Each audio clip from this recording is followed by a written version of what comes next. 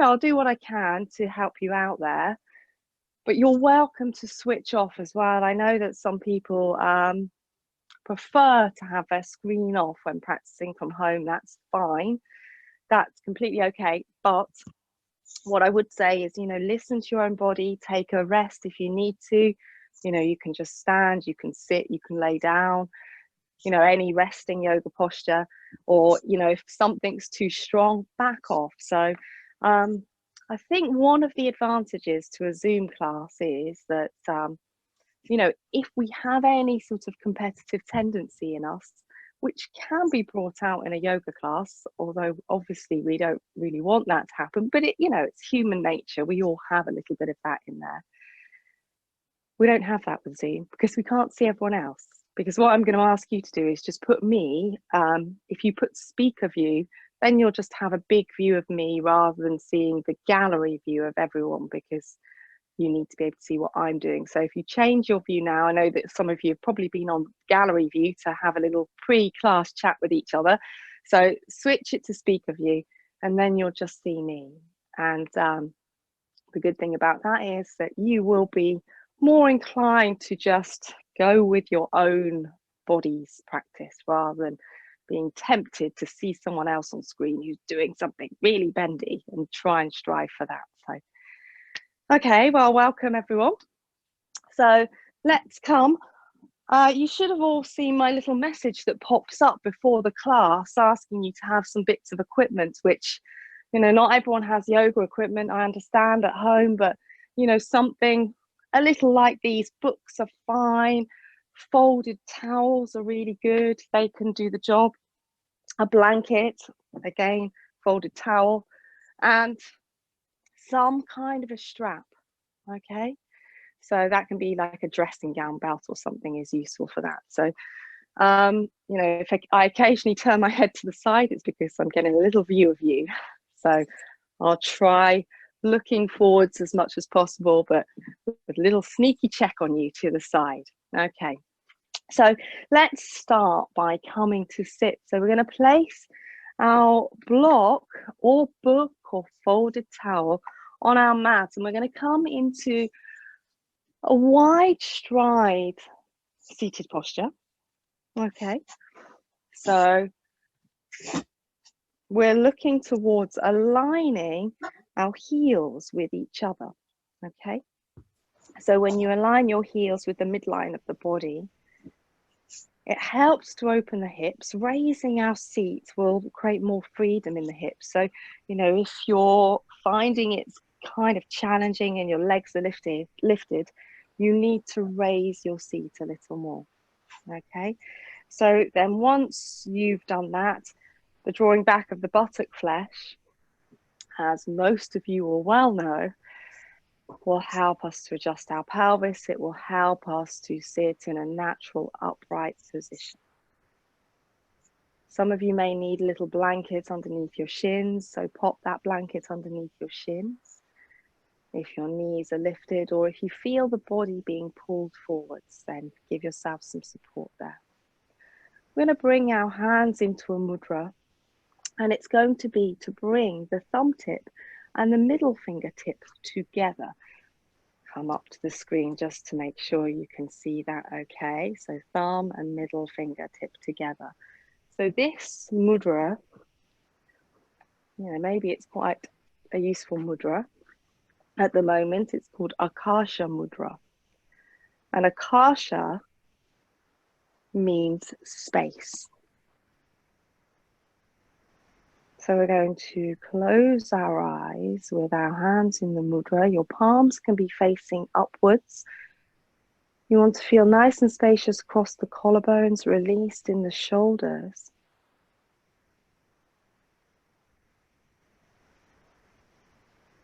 And we'll just settle into space.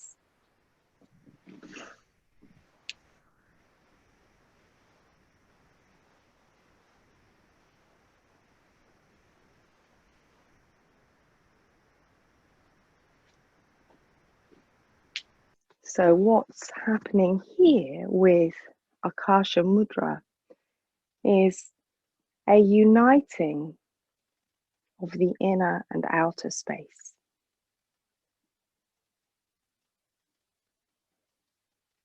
The space that's within the body and the space that surrounds the body. And of course, the space that surrounds the body, it's not just simply the space here in your room where you practice. There's no end point to that space.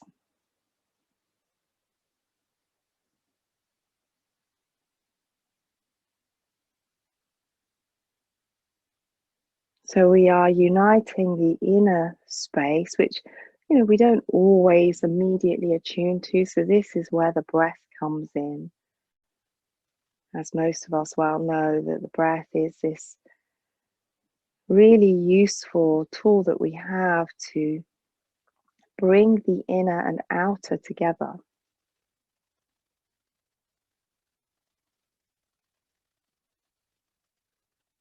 And to directly experience space within the body.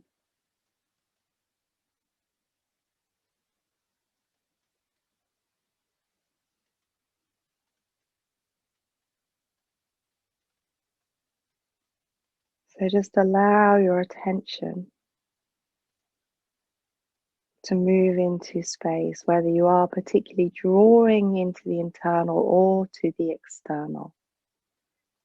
Shunya Bhavana, the contemplation of the void.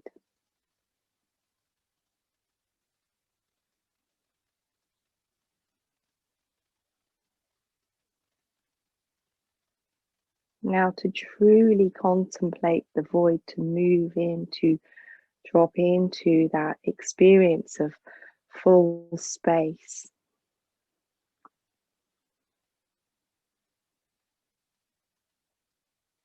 Then we have to soften through the body.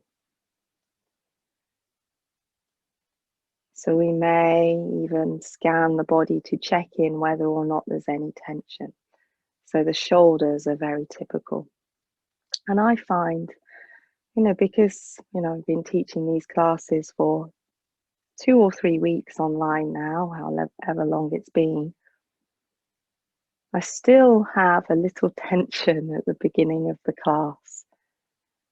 It sort of made me feel a little bit like a new yoga teacher again, because I'm getting used to teaching to a computer or a phone.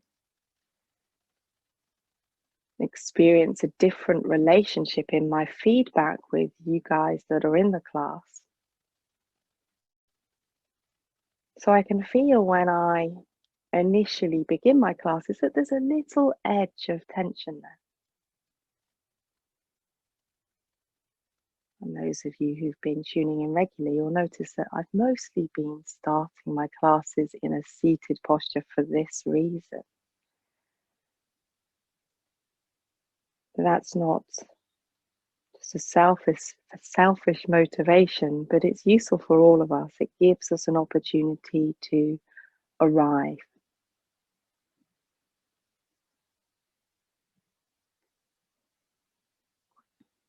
To drop the thoughts that are arising, the ruminations that may be, more ever present at the moment, and just calm into the body and the breath.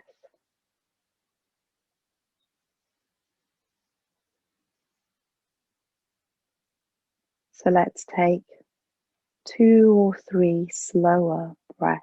As you take those slower breaths, we want to feel that there is a softness around the whole of the torso in order to allow that breath to reach in deep.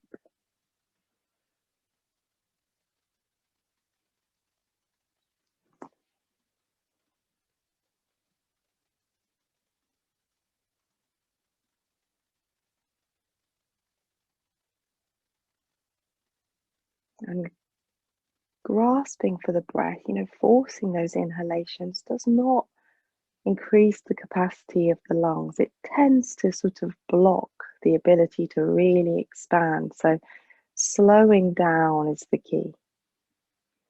slowing down is the method that is going to assist us to move into this state of really dropping in.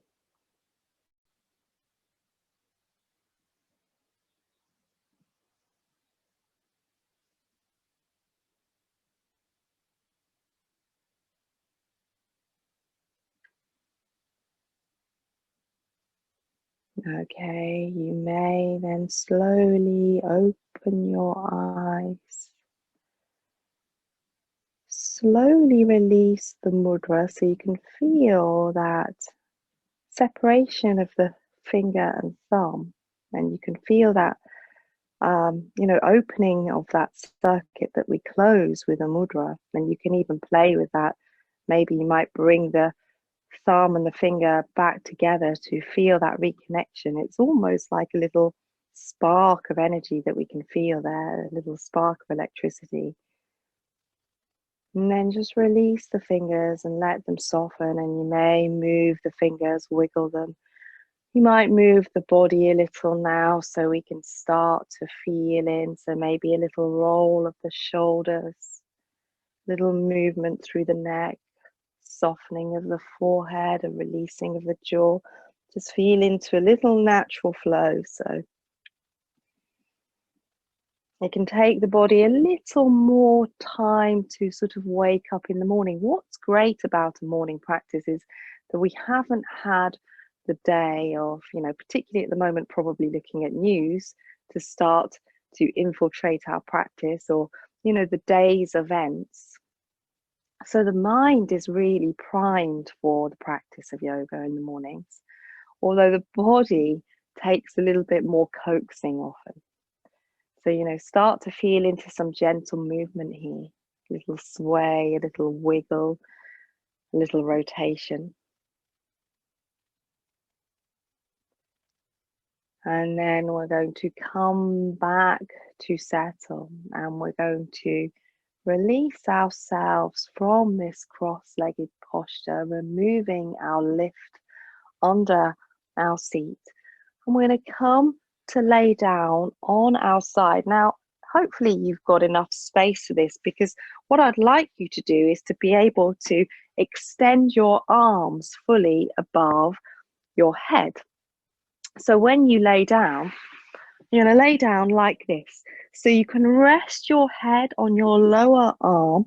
Your arm is extending above you. I'm going to try not to let my ear pods fall out here, so you can still hear me. And then the top arm's going to come over. So we're just extending the body fully here on our side. And then, you can feel into, again, we want to start to bring some awakening to the body. We want to start to tease the body out of its sleepy state.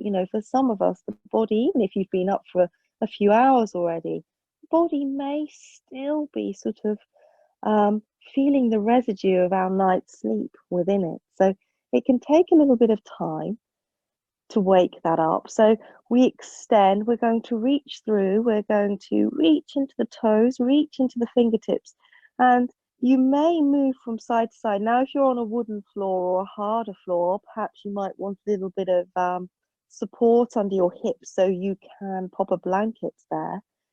But if you are, like me, practicing on a carpeted floor beneath my yoga mat, it's, the padding is just fine for this for me. So, do take padding if you need to. So we extend, we reach. I'd like you to feel that expansion across the belly, into the lower back, into the side of the waist. And as you feel that, feel into the space that's there. So whether we are expanding or contracting, and our yoga practice is a combination of both of those things, expansion and contraction, and some stasis in between. Whether we are in this position where we are reaching and stretching out, or we're gathering back in, the point of those actions is that the source is the same. Expansion and contraction always comes from the center. we project out from our center to expand. And we kind of magnetically pull in to our center to contract. So this is our point of orientation. It's our center. And we may feel this around, if you want a physical location, around the heart center, maybe around the belly. It may move depending on what we're doing with the body. But feel into a center point.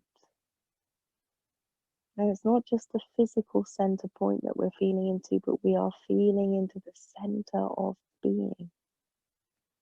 We're feeling into that location that is equal to that surrounding space that is infinite. Okay, now we're going to ease off a little. We're going to place our hand on the floor in front of us. We're going to bend our knees up. We're going to walk our hands in towards us. Brilliant. And then you're going to fold yourselves over to the other side. That's it. Perfect. And you're going to lay yourselves down. And again, you're going to place your head onto your lower arm. Your top arm's going to come above that. Going for a little flick through my screen to see some of you. Welcome, those of you who I haven't seen already. And again, we're just moving into this stretch. And you can feel a little more, of course, into the stretch through the what's become the upper side of our body, whether that's your left or right side of your body. And we're not necessarily looking for the biggest stretch we've ever had in the body.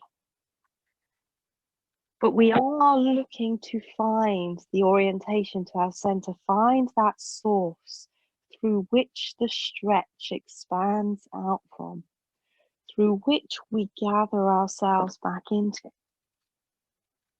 That's it, reaching through the body. And again, you might move a little here. You may perhaps rock on that outer hip. So there's a steady easing through.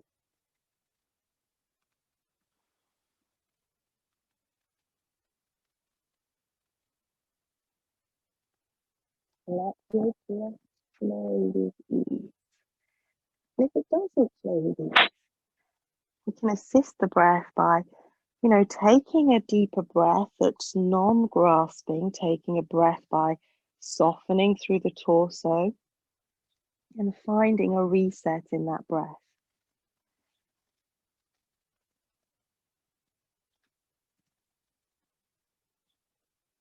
Okay, well done. We are going to bring that top arm back over and place the hand to the floor.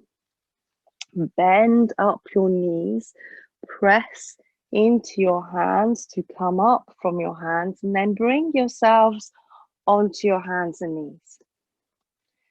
And wiggle it out as you need to wiggle it out. So, we can enjoy a little bit of movement here, perhaps. And then what we're going to do from here is we're going to move. So you can move your knee that is furthest from me, furthest from the screen, or maybe if you are facing directly towards the screen, just pick a knee. Okay, and then draw that knee forwards towards the back of the same wrist. You don't have to take it out wider. It may be slightly inside of that wrist, and that's fine because we will take that hand wider out. And then we're going to lift up the knee of the back leg. Now, the same hand as that front knee can come out wider. It can even come off your yoga mat if it needs to. What you're looking for here is stability as you turn the body. You open the body towards the screen, and then we land that back foot. So we have the front foot in line with the instep of the back foot. Our hand presses into the floor. We get this length up through the front of the body. We get some length across the chest. We can raise the top arm up. And then we're going to take the top arm over so we can extend into that arm and make that nice straight line. Fantastic. Breathe. So you've got your knee up, Susan heard, which is fine if you're doing that for a particular anatomical reason, but you can bring your knee down onto the floor. Perfect. Breathe. Fantastic. Okay, now we're going to come up from here. So there's going to be a little pressing into the front hand and coming up, and then you're going to turn that foot back behind you. Okay, now this foot that is extended out, we're going to lift that up so the toes point up towards the ceiling. So we find ourselves in this like a little mini Trikonasana type position that we're coming into here. Okay. Perfect. Now, you might need padding under that knee, so you can fold over your mat a few times and give yourself some padding. So again, if you're on a harder floor, definitely need to take some padding. If you're on carpet, you might be okay directly on the floor. You can see, hopefully you can see this, that my hip, my outer hip is a little closer in towards the midline of my mat than my knee. So there's a slight angle here. And the purpose of that angle is that that's going to allow my pelvis to tilt more readily. We're going to keep the front toes lifted off the floor. We're not going to try and get them down to the floor, but they may move a little further forwards. But if we start trying to get them down to the floor, we start to sort of overly grasp in the foot. So keep the toes lifted as much as they need to be lifted. We're going to take our arms out to the side. We're going to feel into that. Nice deep breaths. Maybe close your eyes for a moment or two so you can attune yourself to the sensations in your body. So you're not overly focused on, even looking at my image at the moment, but you're allowing this gathering in. So again, this is a contraction that's happening here. It's a pulling ourselves into our center to, experience the whole of our being. So the more we draw in, the easier, and draw in, by this I mean to draw into the center of being, the easier it is for us to expand out because we find that source of expansion. Okay, we're going to turn our palms up towards the ceiling. We're going to inhale and raise up our lead arm. So this should possibly be your right arm, but maybe not. Same arm as the extended leg. Let's fold it over.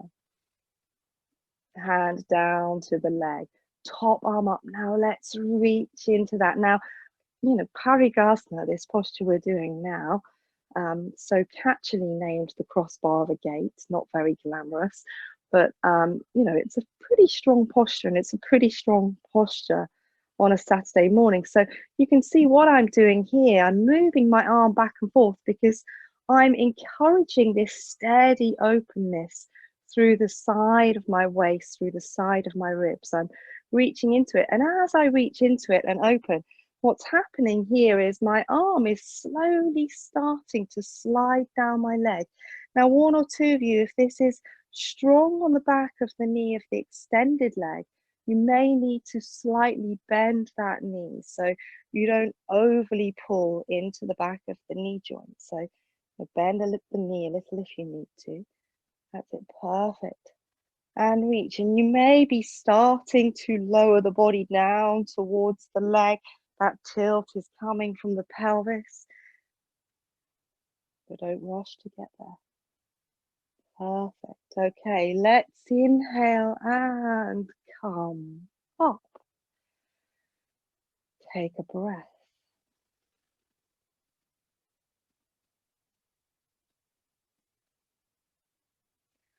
Okay, now we're going to just fold ourselves to sit back on the heel of that bent leg. You can support even just with one foot with a block if you need to between your buttock and heel if your knee needs a little extra space. Just pause, breathe. Find that release of the shoulders, which leads to a release of the neck. which leads to the release of the mind. Because our shoulders are no different to our mind.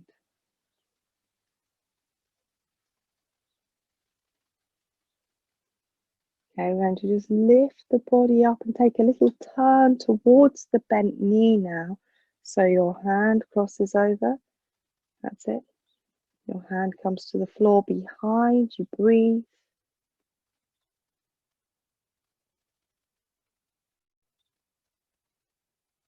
Forehead soft, jaw released.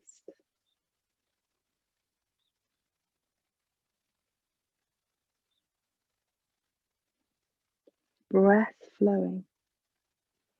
That's it. Feel free to move into it. And moving the head and neck as you need to.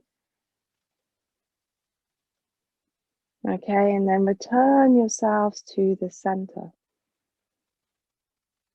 And as you return to the center, we're going to lift back up onto that knee and we're going to walk our hands forwards. Now, we want our hips to stay in line with the knee and the heel of the extended leg. We can walk ourselves forwards to come down onto our forearms here. Hopefully you can see that. And just feel into a little movement. So with your forearms stabilized, you can draw the body back so we can feel what we're doing here is we are teasing out this stretch through the inner thigh, through the back of the leg, and allowing this extension through the lower back. Okay, well done. Pressing into your hands to come back up. Now we're going to rotate towards the extended leg. So if you can rotate on the knee, it's fine to lift it up if you need to. And then let's bring that front leg back next to the other leg. And then again, we'll move around here. Perhaps we'll extend out the legs. We'll take some deep breaths. We'll move the body. We may draw ourselves back towards a child pose, perhaps. Feeling into any movement that you need here. And then when you're ready, you may bring your knee, that's again furthest from me, because you should be at the other end of your yoga mat now, forwards towards that hand. You can lift up your back leg and then you're going to turn again towards the screen. This supporting hand can be moved. So often we need to take it a little further behind that front knee to find stability. Okay, the front knee and the front foot are lining up with the instep of the back foot, and then I'm going to raise that top arm over. So you can lift up first of all, so we can feel this expression of space through the chest. And then we can deepen into the back foot and we can extend up through the torso. We can extend up towards the hand. You may be flat on your hand, you may be on your fingertips. Either position is fine. And then we reach through. And again, we feel that expansion out from the center. So it may be that you feel it around the side waist area here, that you can reach in two directions, towards the foot and towards the top fingertips. Perfect.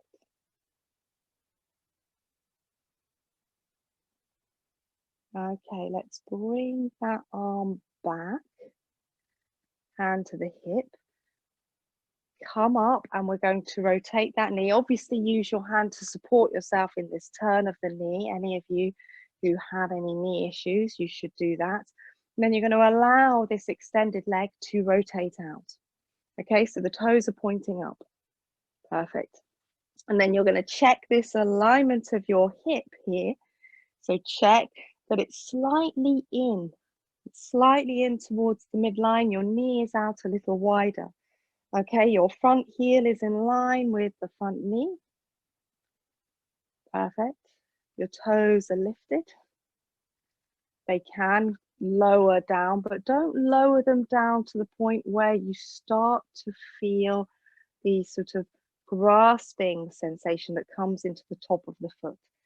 Pad out this back knee. If you need padding, fold over your yoga mat. Okay, arms out to the sides, lift up.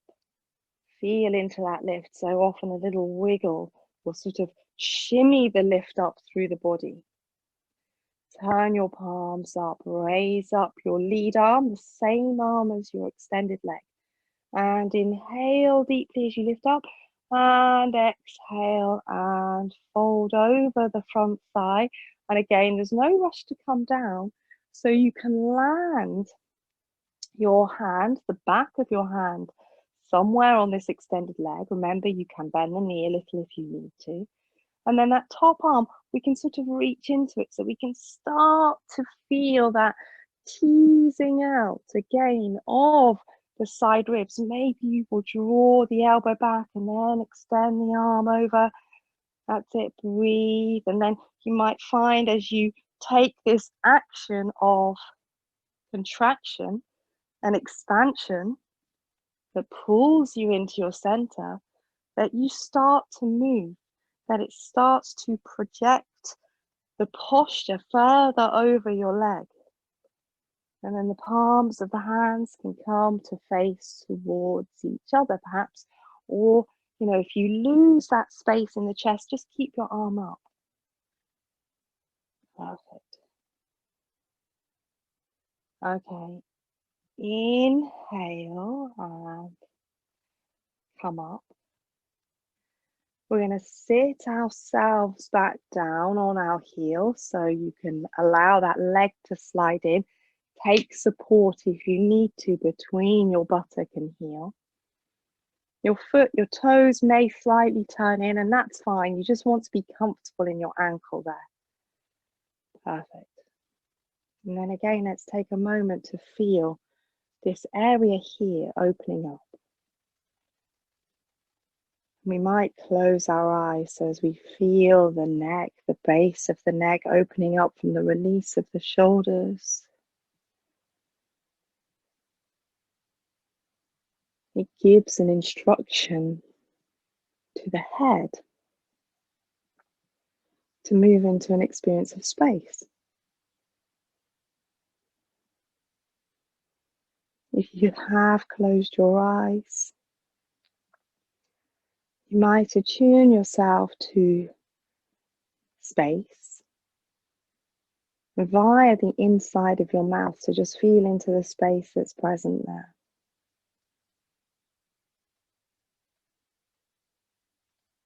You may feel how it's possible to trace that space up through the back of the throat and then into the forehead.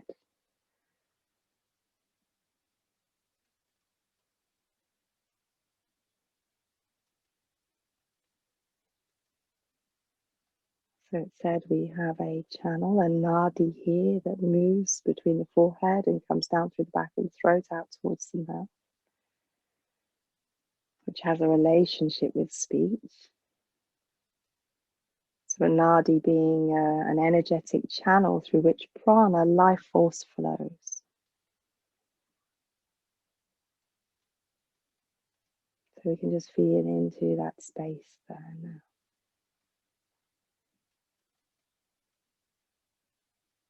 Okay, we're going to lift ourselves up. So you're going to allow your bum to lift up from your heel or your block.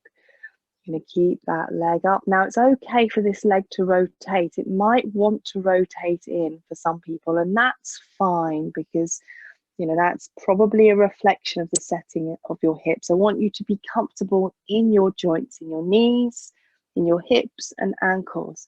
We're going to fold ourselves down onto our forearms, and then when we're here on the forearms, we can draw the buttocks back towards the heels. They won't meet the heels with our forearms on the floor if we've taken them far forwards enough, but we can feel into that little stretch there through the waist. Perfect.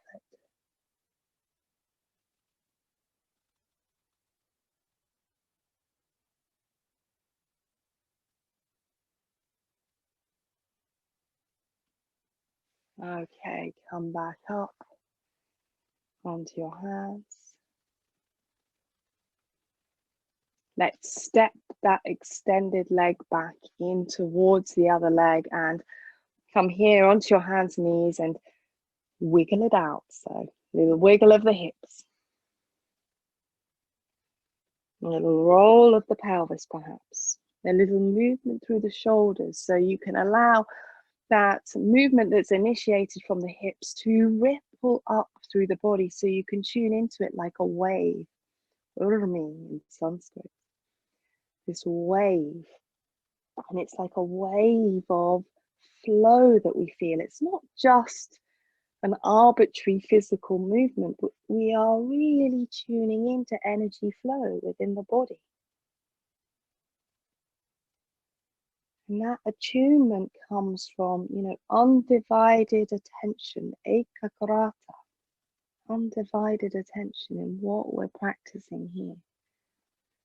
Give yourself to it completely.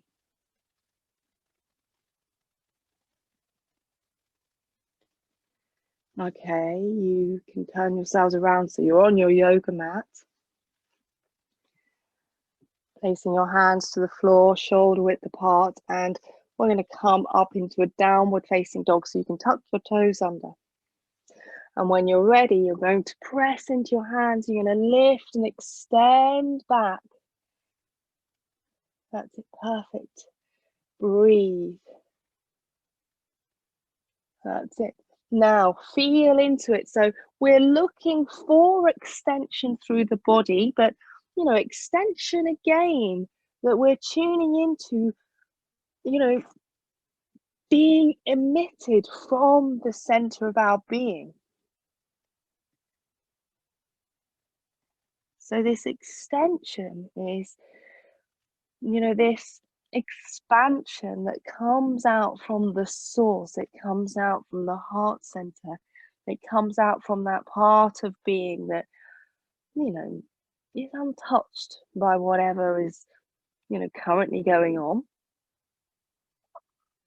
So what yoga is often a practice of is a reorientation back to this point, back to the center.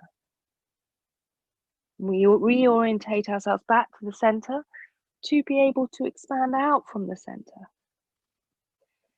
Now you feel into movement. It's, trust in your body's own intuition in this pratibha, because, all of these yoga postures, no one sat down and thought, I'm going to design the perfect set of shapes that we can place our body in and call it yoga. They came out of exploration. They came out of explorations that arose out of meditation. So if we constantly reorientate ourselves back in, obviously come down anytime you need to. If we constantly reorientate ourselves back into our center to look for that state of, undivided attention, pure awareness, then, the spontaneity that arises will come down now. We'll sit back on our heels, taking support if you need to between buttocks and heels or beneath ankles. The spontaneity that arises comes out of yoga. It comes out of integration. It comes out of union. It comes out of connection or joining. And what we are joining is all elements of self, all qualities of being, the heart, the mind, the body, the breath.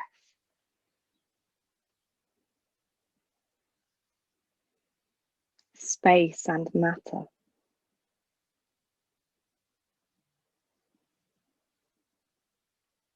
Movement and stillness. It all comes together in this practice.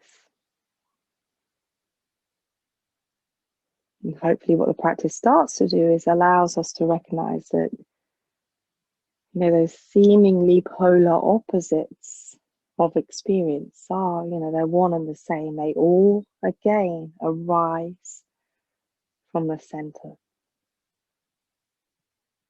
and fall back in to the center.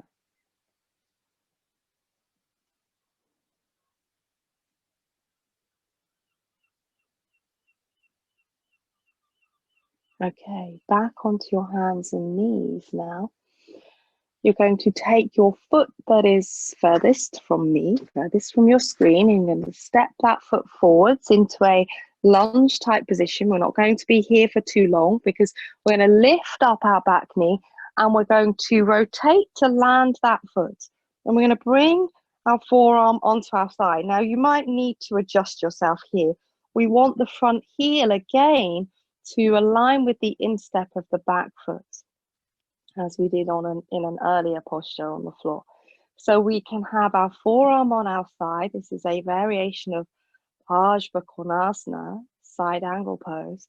And we want this front thigh to be towards a right angle here, okay? So if you're sort of here and, you know, maybe your ankle is already beneath the knee, you probably need to go wider. Well, you do need to go wider on your mat.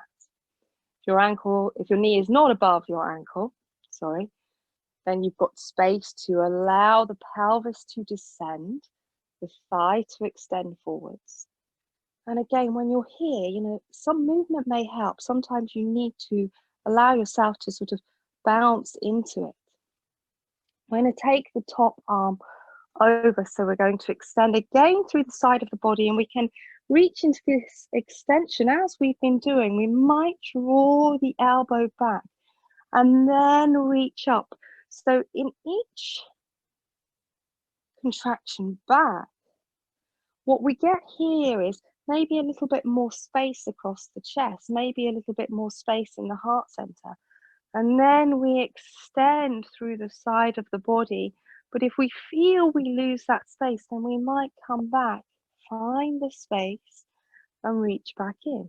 Breathe. Now, I know this is strong. We've been here for a little while, and you're probably starting to feel that burning sensation in the thigh, but, you know, don't give it too much thought. We can give it our full attention, but it doesn't require any reaction to it.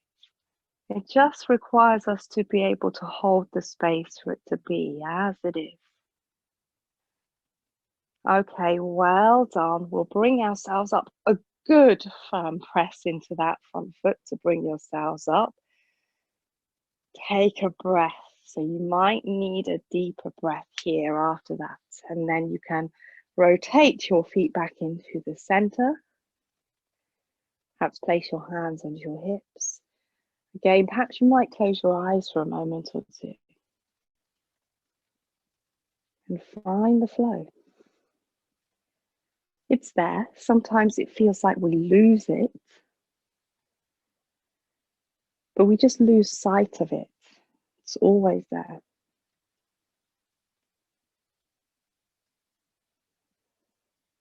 Okay, so for the other side, we'll turn the back toes in, so the leg that was our front leg. Turn your front foot and leg out. Check the alignment, front heel in line with the back instep. Perfect. And then we're going to extend down. So, of course, we came into it from the floor for the first side. So it's a little different here. So we want to really feel that descent of the pelvis and an opening here across the inner groin area. That's it. You come a little further over because it looks like the view's better for you. That's it. And then we'll take our forearm, palm is up. This contact that you have with the forearm, you can use that contact to keep the chest open. We don't have to force that, but there's a little purchase there that helps us to rotate and open through the chest. Then we're going to bring the top arm over, and again we're going to reach in, and we may pull back, find the softness, and then reach into the extension. So you're playing between these two states, and what we find between the extension and the withdrawal is space, is this shunya or akarsha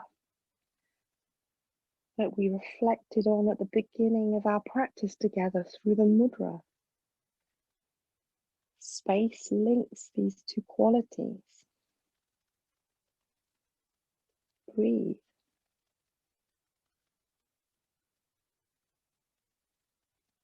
Okay, you can take that back arm back. You can press your hand into your thigh as you inhale and come up. Turn your feet to the front, hands on your hips. Let's step the legs back in together. They're probably desperate to come back together by now, so give them a shake out. Have a little move out, width of the hips. Sometimes a little patting through the hips might be useful here. Anything you need. That's it, perfect. Breathe. Forehead soft, jaw released.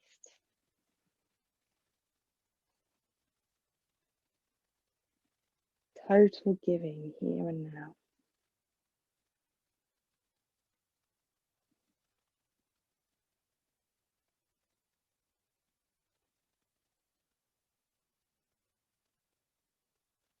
Okay, we're going to place our hands on our hips. We're going to go wide again with our feet. We're going to do another variation of Parsvarkonasana. So the side angle posture that is, really reaching through one side of the body. So let's turn our left toes in, right foot and leg out. Hopefully that's working for everyone, that you're mirroring me. And we're going to extend through that front thigh again. So we feel this openness across the groins. It's not that we're trying to pull that back hip back. There will be a natural internal rotation of the hip, but we do want to feel space across the inner groin area. Okay, now we sink down. Now this time, you can either come back to where you did on the first side. So you're resting your forearm on your thigh, or we're going to bring our hand down through the inside of the leg. You can take your book or block for a little bit of support there if you need it. What we get when we bring the arm through the inside of the leg is that there's a little purchase here that is encouraging the chest to open. And the top arm may come up and over. And breathe. Now, we've got one other variation that we can take on here as well, which will only be for one or two probably, and that is to come into the bind. So the bind is to take your bottom arm underneath the thigh. Palm will face away, top arm will come over, and then your hands will come in together, and you'll keep your chest nice and open. Okay, if you're taking the bind and you're really dipping down into it, then release the bind and come back to one of the other stages. Okay, let's release. If we've got the bind, let's all bring our hand onto the front thigh to assist our ascent. Breathe.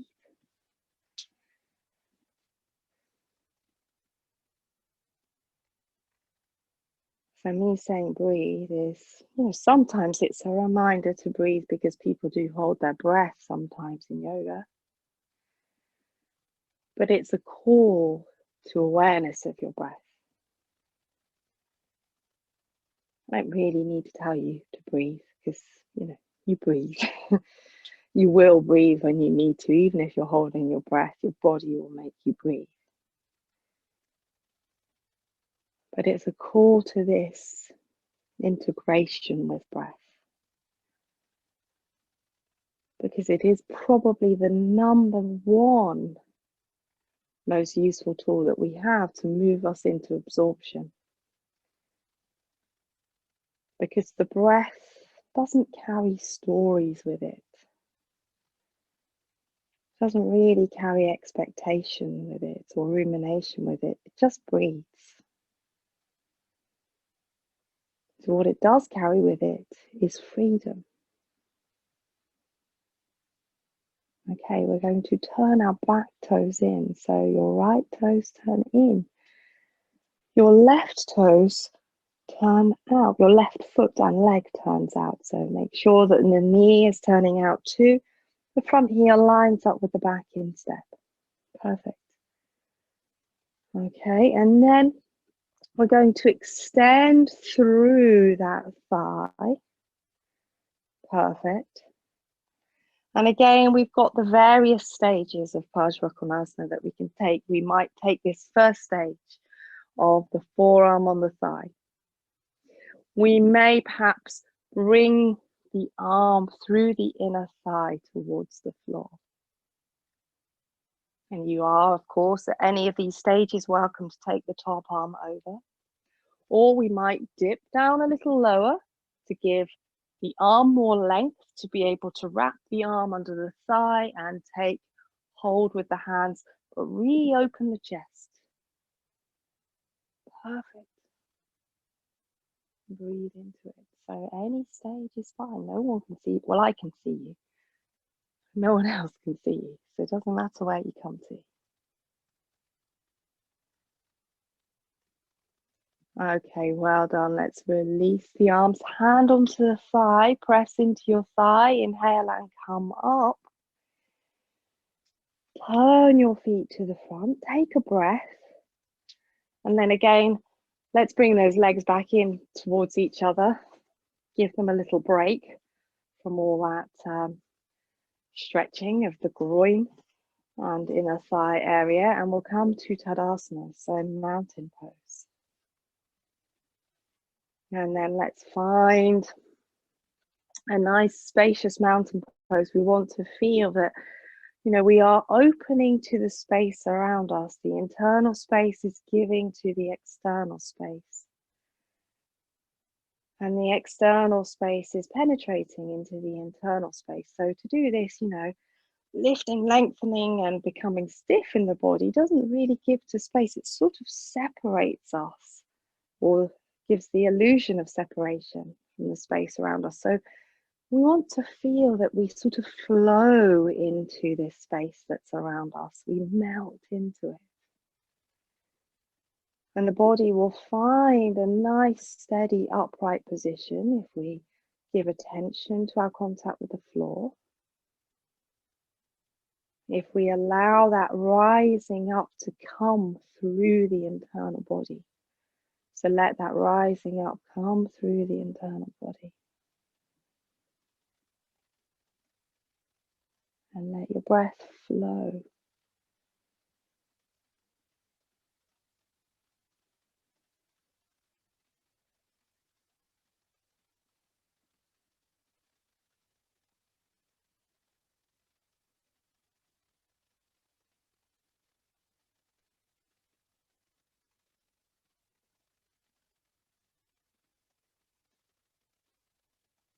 So feel again that relationship, expansion and contraction, opening and closing.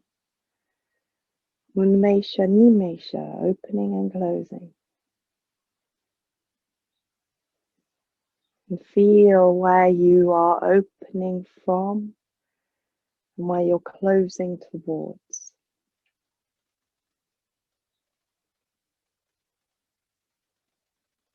The infinite heart space.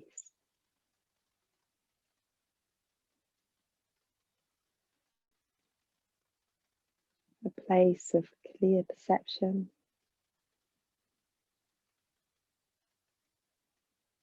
Of deep intimacy, yet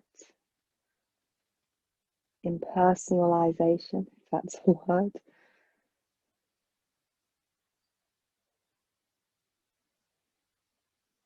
And a place of love, unconditional.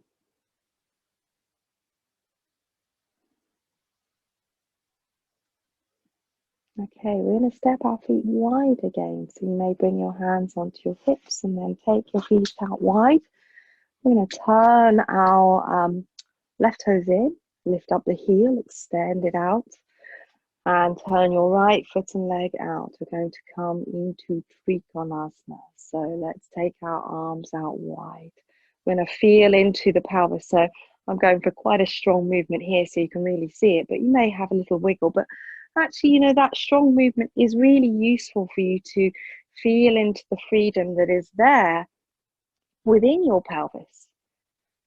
And this is what drives our Trikonasana into the shape. It's this movement from here.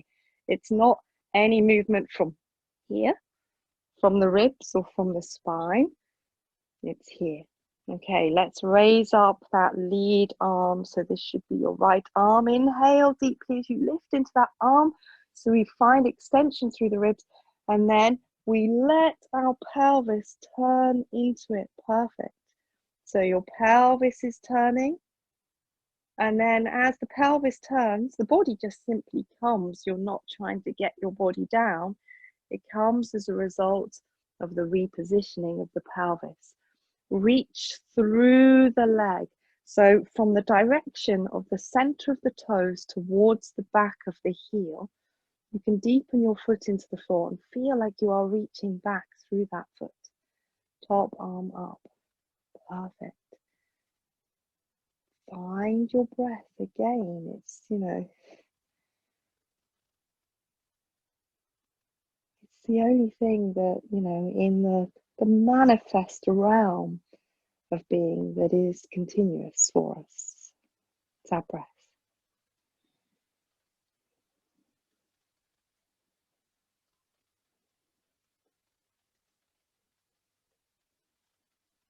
Okay. With some depth into the feet, inhale and bring yourselves up. You may lower your arms, just drop the shoulders again. And feel how that affects your breath when we drop the shoulders. Turn your feet to the front. Turn your back toes in. Your right toes in, heel out. Left foot and leg out. Front heel in line with the back instep.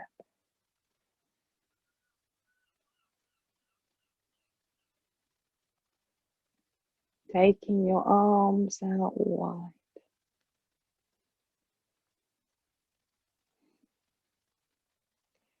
Raising up your lead arm, pressing into that front foot so that can give you the purchase to really create this flow up through the left side of the body. And then as you exhale, and it may be more than one breath that takes you down, we begin it on the exhalation, but we keep breathing. So don't just stop at the end of that exhalation, keep going. And then extend as the pelvis tilts. And then bring your hand down somewhere onto the shin. Top arm up, chest is open. Perfect. Breathe. Find this length from pubis to breastbone. So create a little lift through the breastbone. So we're opening up this space here.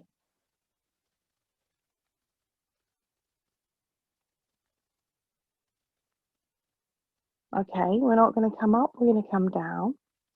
So we're going to allow the body to turn towards the front leg. We're going to bring that arm down. We're going to bend the front knee and lift up the back heel. So we've got full rotation on that back leg. Place the hands to the floor and step yourselves back. Everyone's favorite, downward facing dog. Maybe your favorite, maybe not. But probably one of our most familiar yoga postures. But familiarity, what we have to be aware of with familiarity is the potential for samskara to breed there, vasana to breed there. So these habitual tendencies and traits.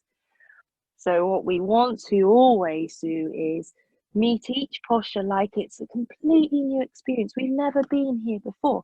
We've never been in this exact moment before. Well, we have, because we're always in presence.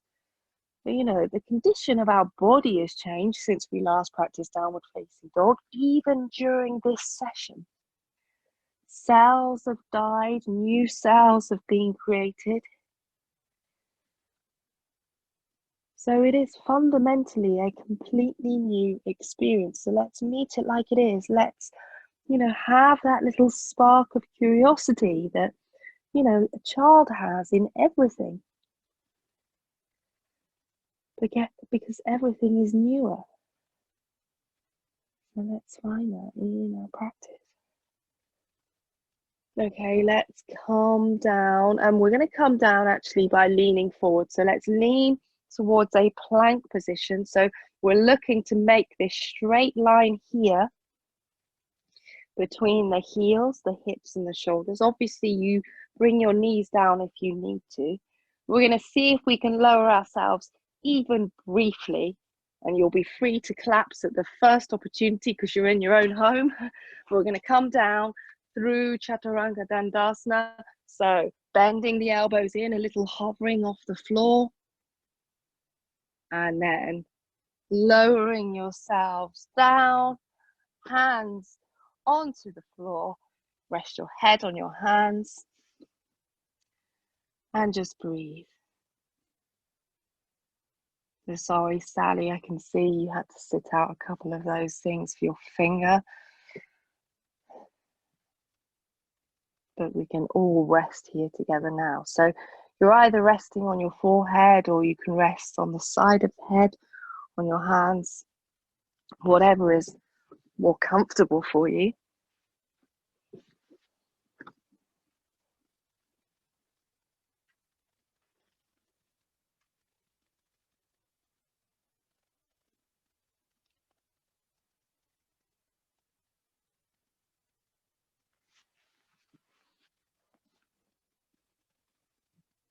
And then as you drop in here,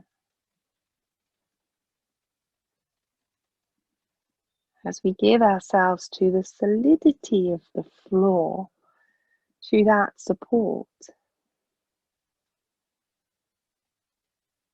which, you know, is very comforting for us to feel, you know, that solidness beneath us. It allows us to relax into it, but we can also feel that, you know, that solidness is space. It's space if we either pan into it to an atomic level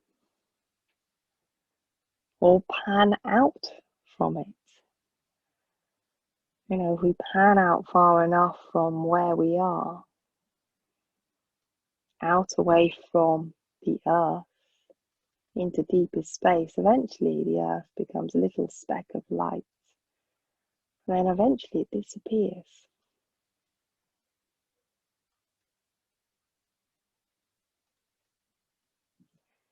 So both expansion and contraction lead us into that same experience, into the center, which, you know, is full of space.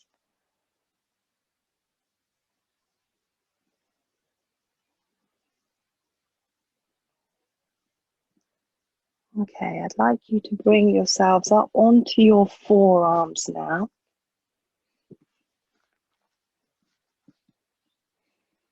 Okay, and you can lift and lengthen your legs away from you so you can open up that front groin area. So as you lift up a leg and extend it back and place it back down, you should feel that, you know, you have a sort of better contact with that sort of top of the thigh, front groin area and the floor.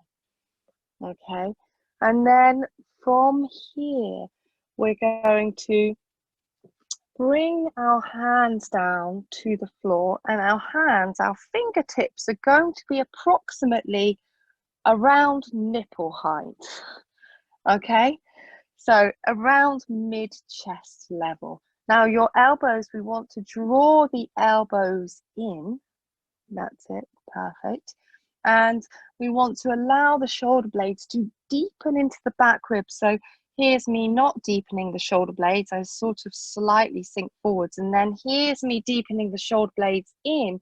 My chest is already starting to open. So we're going to then reach back into the toes. We're going to press into our hands.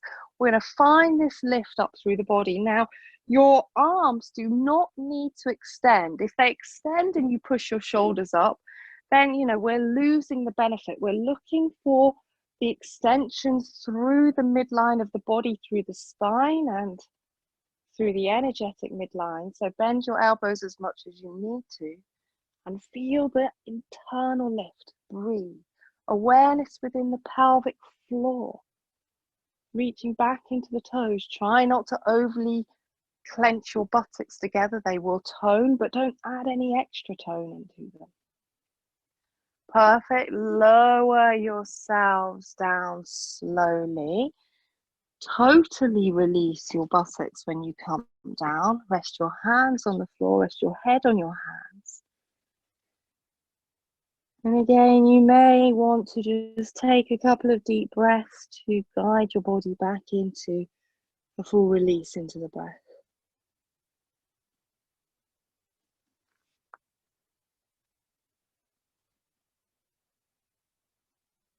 A full letting go.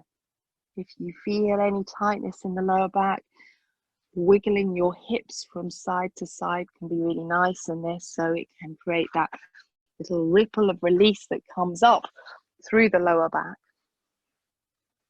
Perfect. Okay, now we're going to take our arms back behind us. You can extend your hands away from you, so there's a little pull back of the shoulders, and when this happens, your chest immediately wants to start to lift from the floor.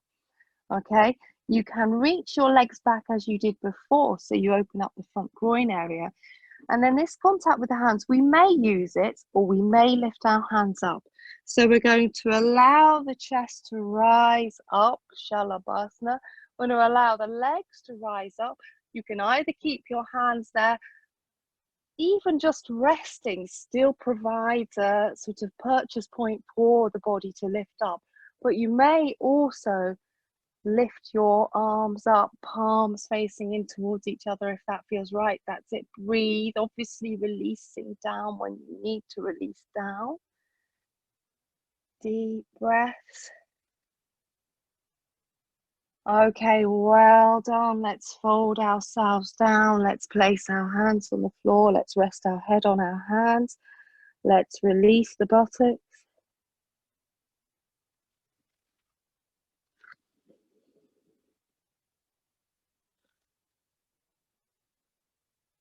And find that flow.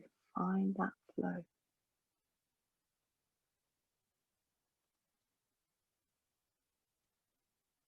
Totally resting here now. Totally resting here now.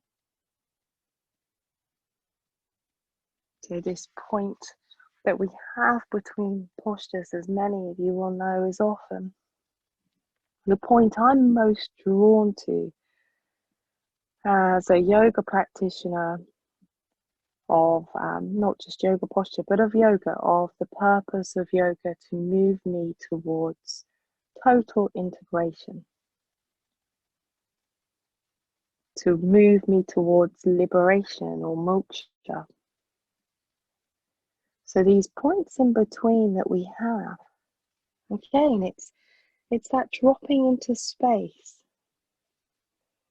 It's that gap or interval between two actions or two thoughts or two breaths, two objects.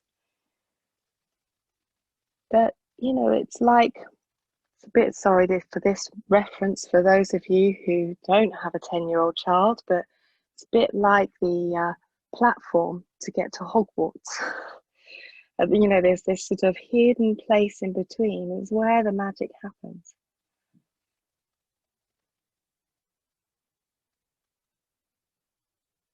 It opens up into this, you know, we could say alternative reality, but it's the real reality. It's the reality of being that's always there. It's not dependent on external circumstance.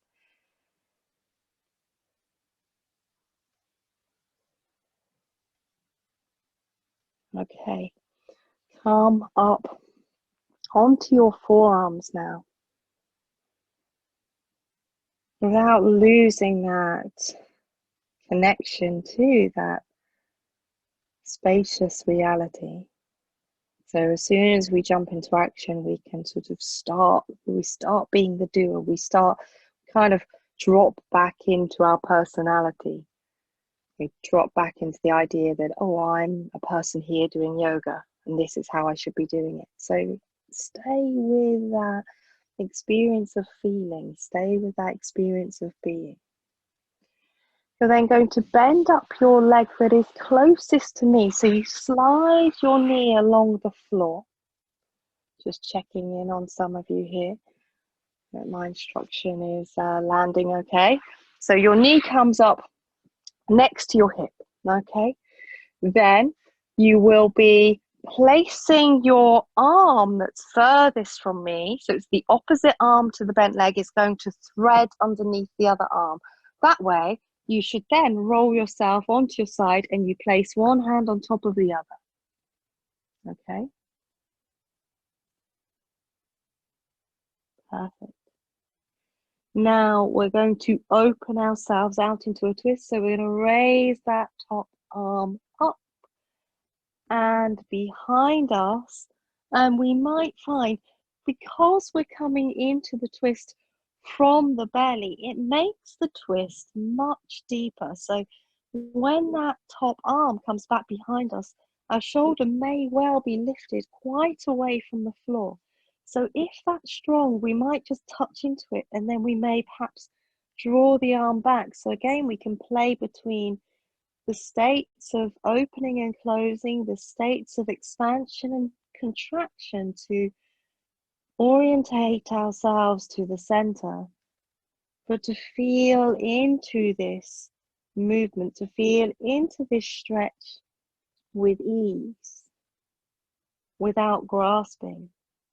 And then eventually you might find, perhaps if you've moved your arm a few times, that the body starts to release into it a little more.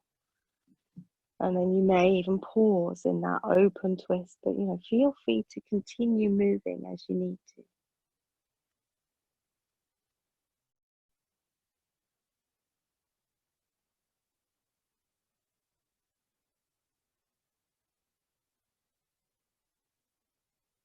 Okay, let's bring that top arm back towards the bottom arm.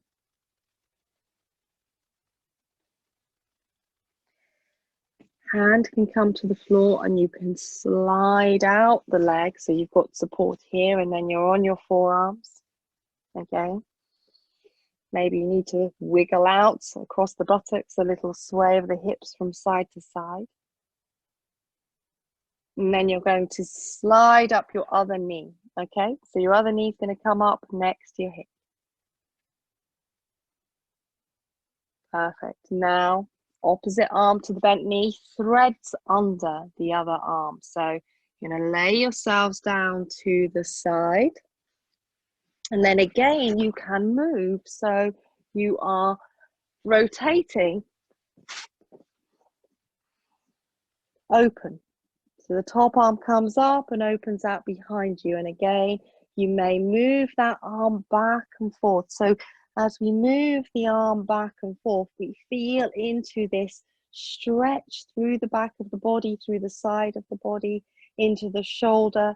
We're not going to sort of hang off our shoulder. It is fine to release the arm behind you if that feels comfortable. But if you sort of feel, if your arm is suspended like this, just keep the flow of movement.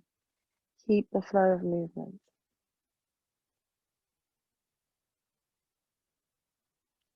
And that flow of movement, of course, is totally supported by your breath.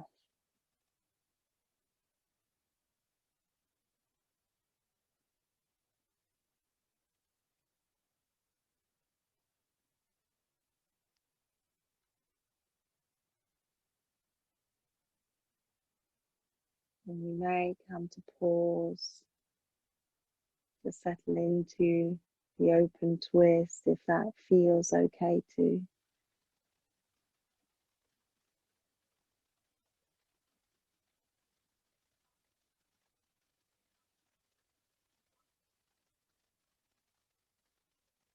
And then bring that top arm back over towards the other arm. This time, bend up both legs so your legs are stacked in a bent knee position. And then you can lean yourselves forwards, press into your hands and bring yourselves up. We're going to come back to a seated position as we did at the beginning of the class, but Maybe you can take that wide cross-legged position. You can take Sukhasana, so the more narrow cross-legged position, drawing the buttock flesh out and back, raising your seat if you need to. Or you can take Virasana. So Virasana is a kneeling position where the bum sort of sits between the heels, but we'll do it with support underneath our bum if we're taking that. So, a fairly high support is needed for many people for this. So you can stack a couple of blocks, a couple of towels, and then your feet can come either side of your blocks, your knees in towards each other. You can make space at the back of the knees by taking the 3 middle fingers. So this is an optional position. I'm fine, happy with you in cross-legged positions if you prefer. And then you draw the calf flesh back, and then you come to sit, drawing the buttock flesh out and back. So wherever we're sitting, whether it's a narrow cross-legged position, whether it's a wider cross-legged position or a kneeling position, there should be no discomfort in the ankles, knees or hips. And it should place the body so the spine sits in its natural alignment, its natural curvature. We're not slumping, we're not overly arching or thrusting the lumbar forwards, the back of the waist. Okay, let's bring our hands back into that mudra that we took at the beginning of the class. Akarsha Mudra, it's the middle finger and the thumb tip coming together. And we'll place our hands so the palms face up. The elbows just drop beneath the shoulders, and the shoulders are positioned so the space across the upper chest, the space across the collarbones. And we're going to close our eyes and we're just going to take a few moments to just drop into the meditative space, into the meditative space of the void.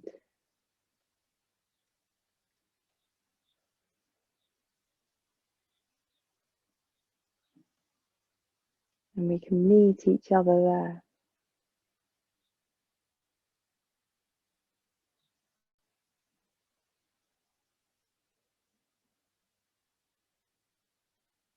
Because in that space of shunya, of the void,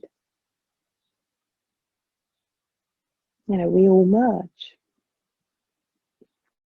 We recognize that our consciousness is not separate.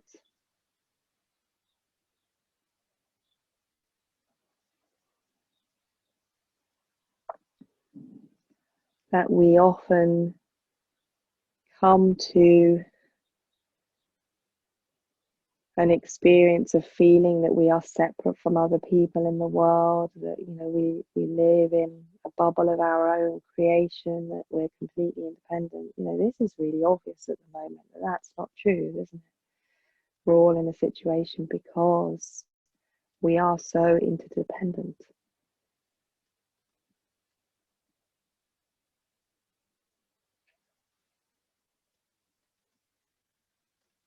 That interdependency is not a bind, it's actually freedom when we really recognize it from the center. It's the freedom to feel love and compassion to all our fellow humans and fellow beings.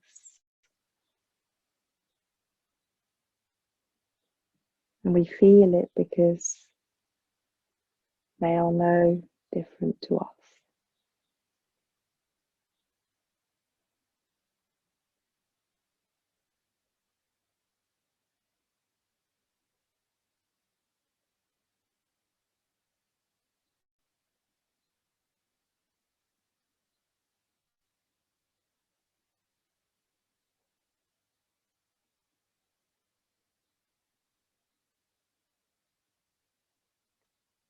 Okay, you may slowly open your eyes. You may slowly release your hands. And then you can bring yourselves out of your posture. If you're in Virasana, in the kneeling position, you may want to lean forwards to stretch your legs out behind you to open up the back of the knees. If you're in cross-legged, obviously extend your legs out in front of you, give the legs some movement as you need to. And then you can lie yourselves down for Shavasana already and give yourself some support if you need it underneath your head, and you need support if your head does this. If it leans back, definitely take support, but some of you may have a preference for a little support anyway.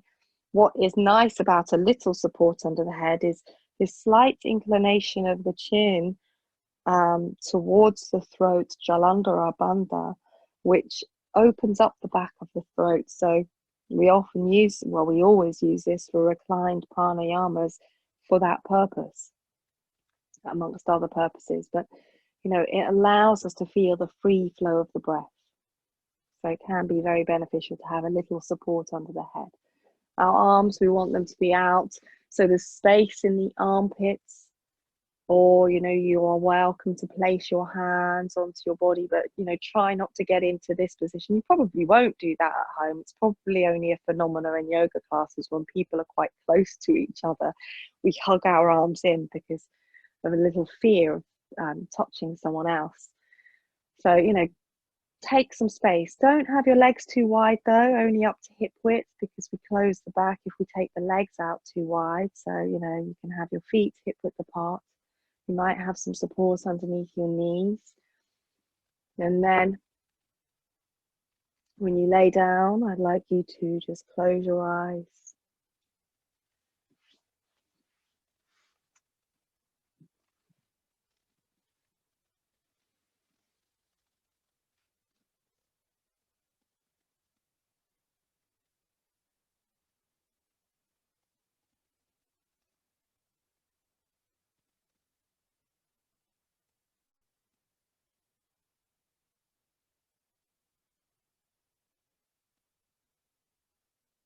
So in a way, we could say that Shavasana is an in-between place.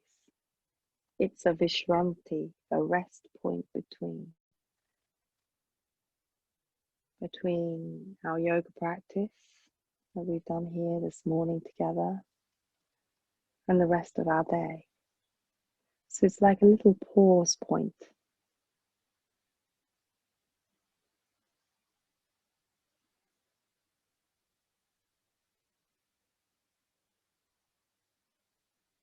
And that little pause point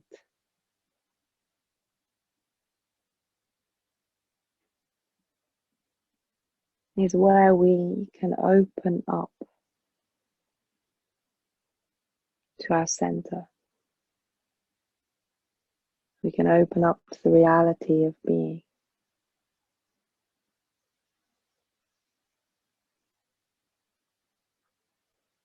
So we let go of what's come before. We let go of what is to come.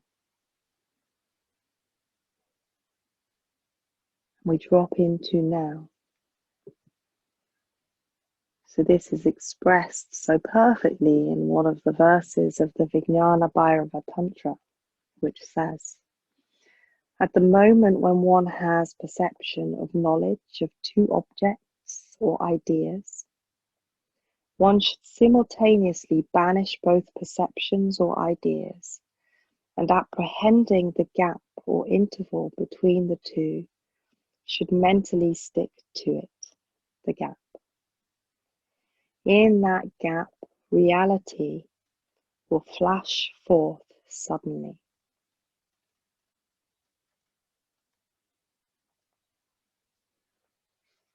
So this is an opportunity for us, for that reality of being to flash forth, to be revealed.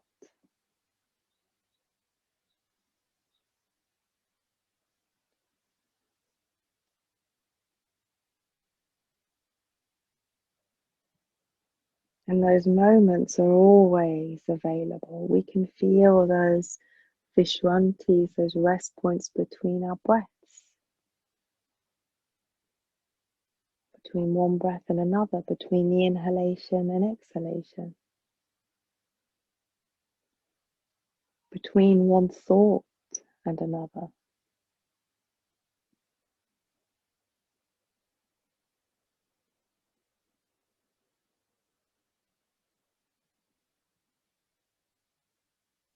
Between one action and another.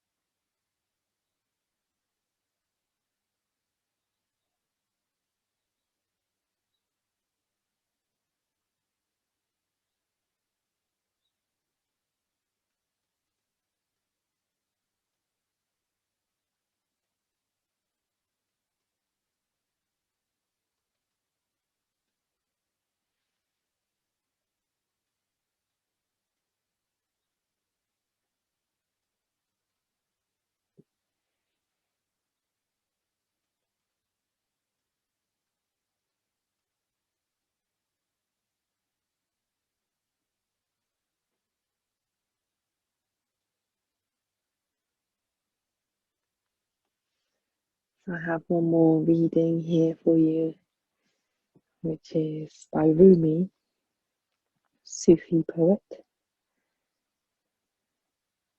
Your hand opens and closes, opens and closes. If it were always a fist or always stretched open, you would be paralyzed. Your deepest presence is in every small contracting and expanding, the two as beautifully balanced and coordinated as birds' wings.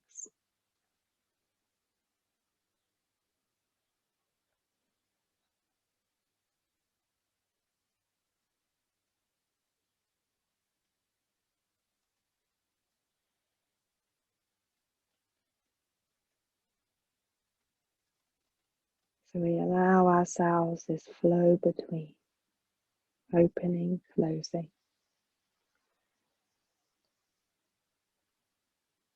But for the real experience of illumination, we notice those spaces between.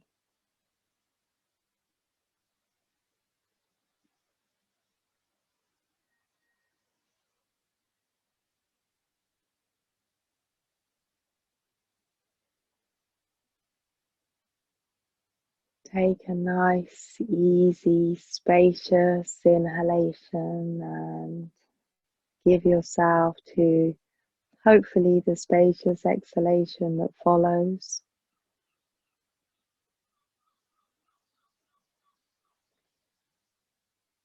And then you may bend your knees and place your feet to the floor.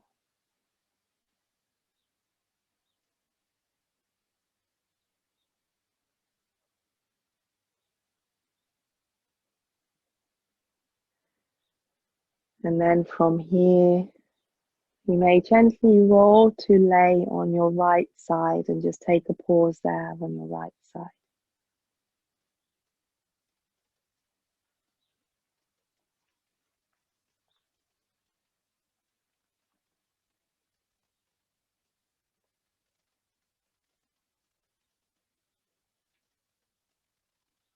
And then you may roll over onto your other side and take a pause there.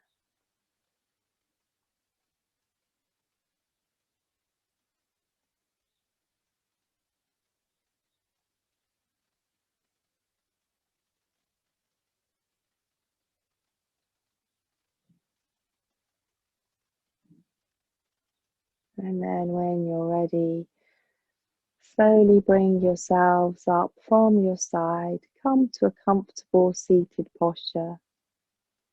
We'll close the class together.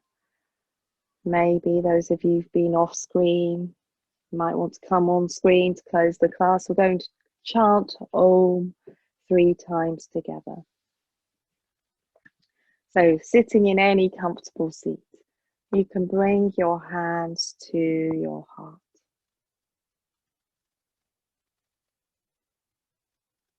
You can close your eyes. And let's take a deep inhalation to prepare.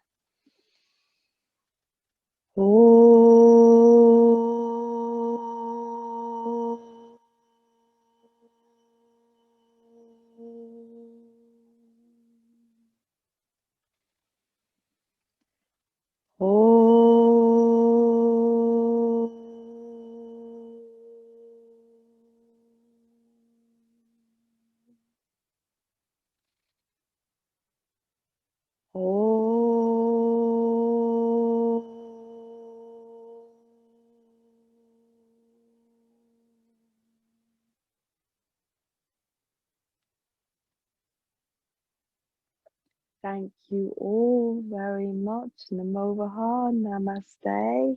Thank you. Coming over to the screen over there. That was your dog, Susan. I saw a dog come